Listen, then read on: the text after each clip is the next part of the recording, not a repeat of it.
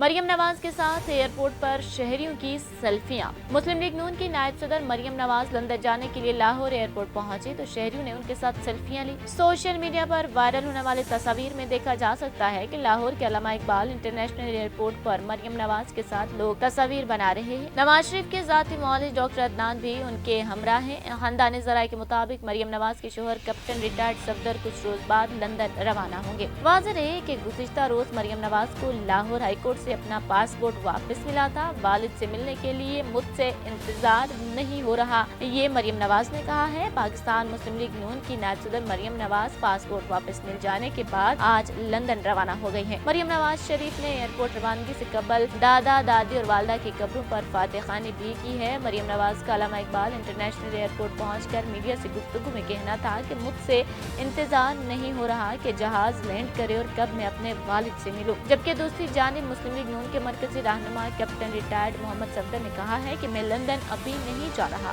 मुझ पर 26 मुकदमात हैं, मैं अपने ऊपर तमाम मुकदमात का सामना करूंगा। इसहाक डार के आने से मईशत में बेहतरी आएगी। नून लीग पर जिम्मेदारी आई है, कोशिश है ऐसे तरीके से निभाएं। लाहौर एयरपोर्ट पर मीडिया से गुफ्तगू करते हुए उन्होंने कहा कि मुस्लिम लीग नून पर हुकूमत की जिम्मेदारी आई है, कोशिश है कि इस जिम्मेदारी को निभाएं। इस अकदार के आने से मईशत में बेहतरी आएगी।